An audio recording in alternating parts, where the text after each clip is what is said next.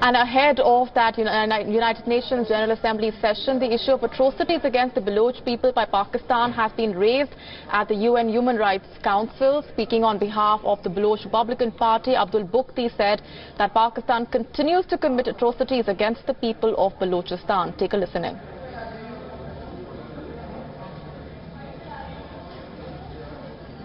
Thank you, Mr. President. Pakistan continues to violate the basic human rights standards in Balochistan, including social, civil, political, economic and cultural rights of the Baloch people. The state continues to persecute the Baloch people on the basis of their national identity and political opinion. Massive human rights abuses against civilians. Let's take a listen in, and of course, first-hand from what the Baloch activist has to say. He's now joining us live on the broadcast for more on this.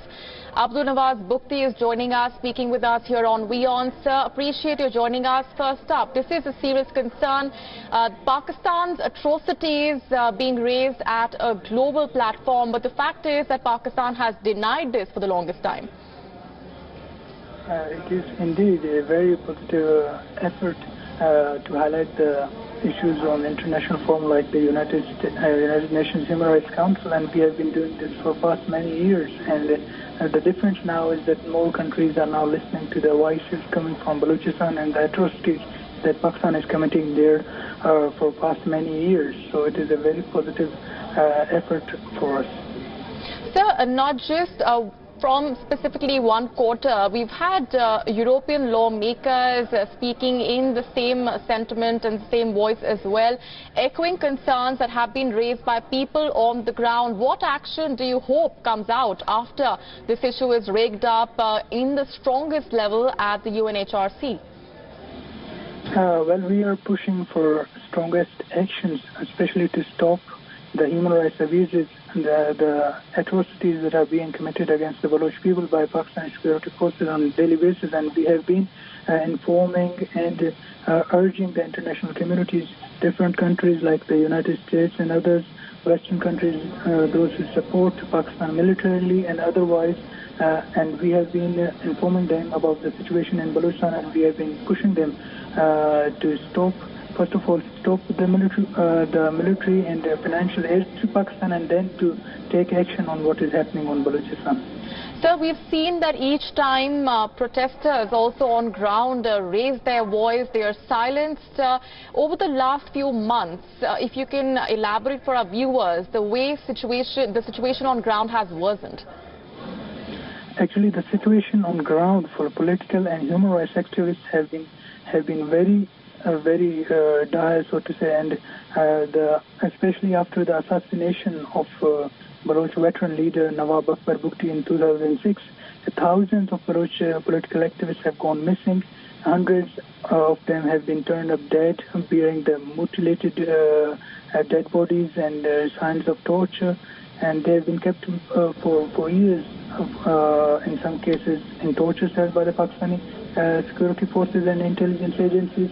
And this is ongoing. This is getting worse day by day, and the military operations that are taking place in the places where Pakistani forces are extracting the natural resources of Balochistan, especially to force the local population to migrate from the area, and then to bring Chinese and other foreign companies to exploit the natural resources on the ground.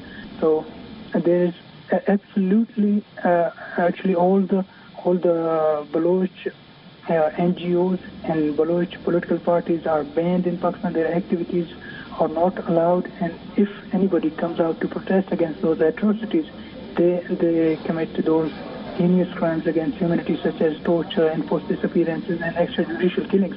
And actually, we have been now raising the voices internationally. We have been organizing protest demonstrations, speeches that have been given today, and we plan more seminars, press conferences, and protest rallies coming up during this session of the Human Rights Council. So we have been doing our best to attract more attention to our Balochistan and to convince the international community to take severe actions against the Pakistani brutal regime that is committing human rights violations in Balochistan. Right, Mr. Bugti, appreciate your joining us, but please stay with me. Let's also get in further perspectives. My colleague Ramesh Ramachandran is joining us from the international desk for more on this.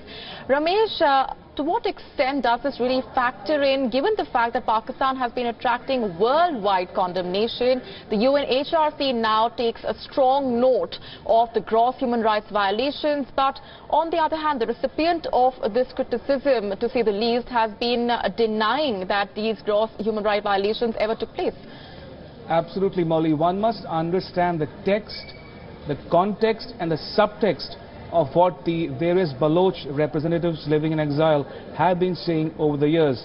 In this case, at the 36th session of the UN Human Rights Council in Geneva, we heard Abdul Bugti of the Baloch Republican Party speak about the human rights abuses, violations, extrajudicial killings and enforced disappearances which happen with alarming regularity in Balochistan, and for which the Pakistani state agencies are allegedly responsible for. So clearly the onus is clearly on the Pakistani state to either defend its actions or to explain its actions insofar as the Baloch people are concerned. But that said, this is an issue, is a live issue, and it is not going anywhere. The Human Rights Council and the larger international community are both seized of the situation, and one can expect more such statements to come out in the times to come.